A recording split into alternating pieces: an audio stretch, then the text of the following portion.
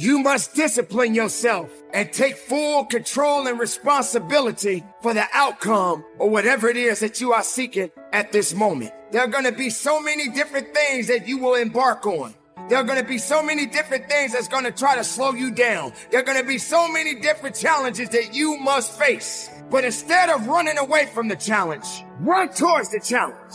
Be able to understand that life has meaning. It has reason. And all of these things that you may be thinking that is so hard on you. Just remember, sometimes you're going to have to go through these changes, these circumstances that put you in a position to make you feel that you're not worthy anymore. But make no mistake, you are worthy. You were created for something. You wasn't created for nothing. Life has a gift of giving, a gift of receiving. And whether if it's good or bad, you got to make sure you understand that these circumstances and these challenges has to happen in your life. You will come to a point that you may feel that you are in a hopeless situation. You may come to a point in your life where you're at the end of a rope and the only thing left to do is to climb up because you only can do so much for so long. But make sure you're doing much more instead of doing less. Stop stressing about the things that you cannot control and start focusing on the things that you have control of.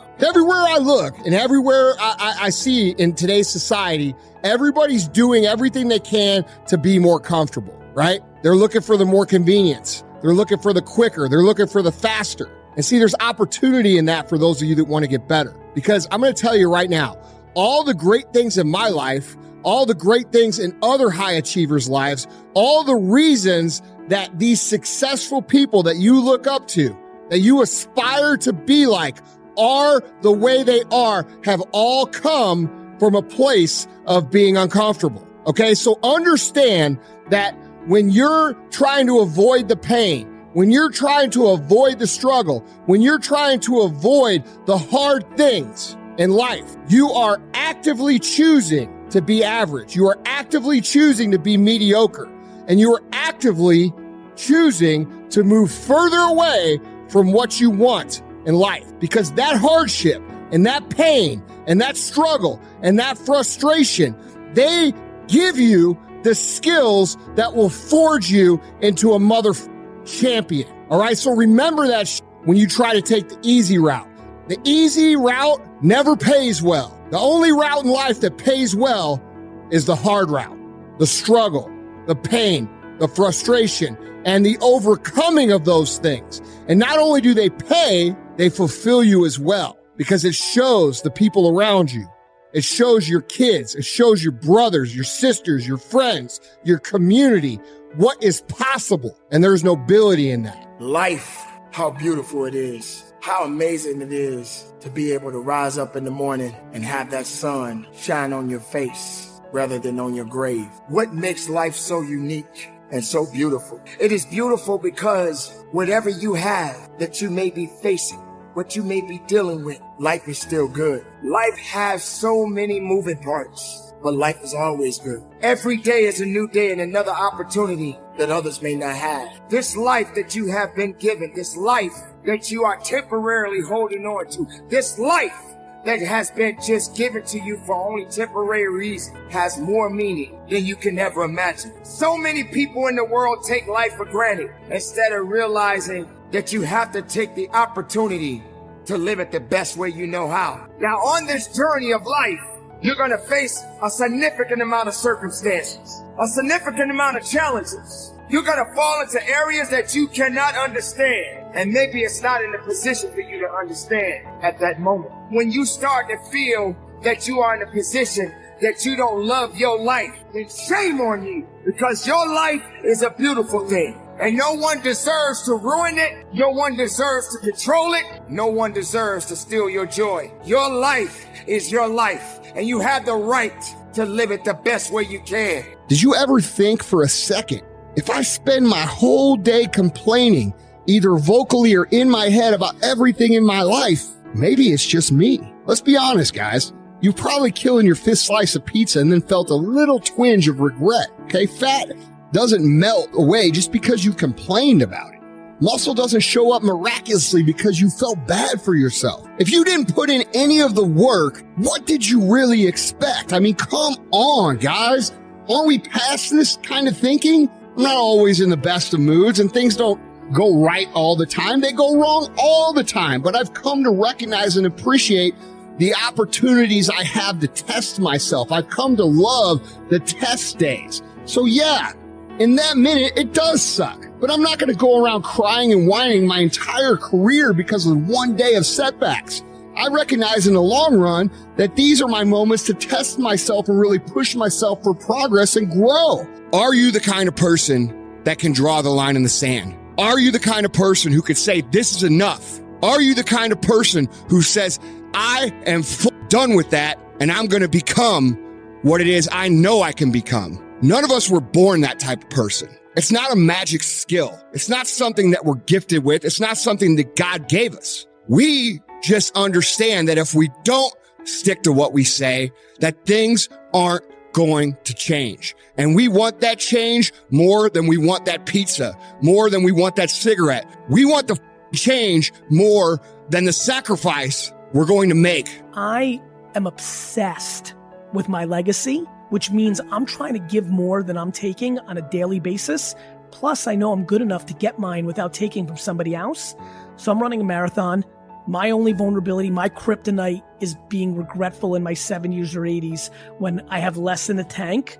And I might say, oh, I left too much on the table. And that's something I think a lot about. Yeah. I think a lot about being 80, 90 and saying, it wouldn't have been a bad idea to take a little more. But I'm hopeful that doesn't transpire because I think so far I feel very confident that both are going to get theirs, right? Yeah. I'm going to get mine and the people that interact with me are going to get theirs from me. And I think that has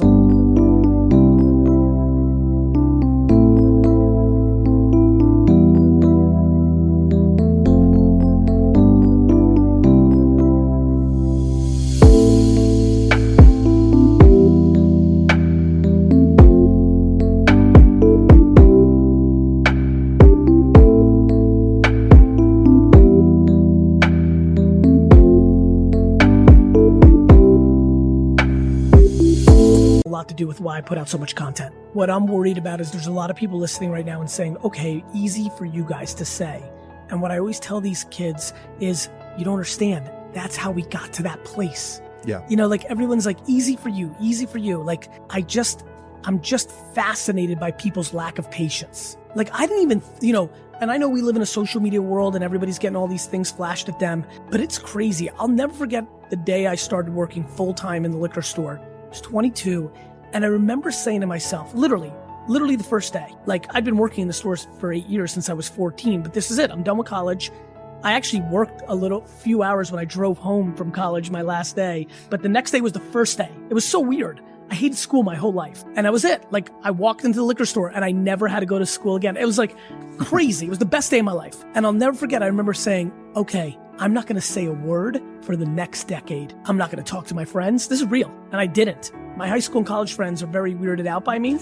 I just went in a cocoon and I just worked every minute. And I didn't even think about popping out until I was 32. Not a word, not a peep, not a party, nothing. And now I've got kids emailing me like, Gary, thank you so much. I love your videos. You inspire me when I'm super down. I almost gave up last week. Yeah, I've been doing my new business for about 4 months and I hit a real wall. I'm like, what's the matter with you?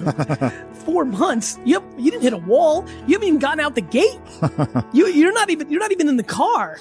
You're like still sleeping in your bed. I just really want to push patience and the long game. All this relationship talk you and I have been doing, It's all long game. Yep. You're either playing for life or you're playing for the few minutes ahead of you. And again, this keeps going back over and over in my mind to what other people think. Too many people right now, social media has become the place where everybody is a PR agent of themselves. You're PRing yourself. And I get it. I get people want,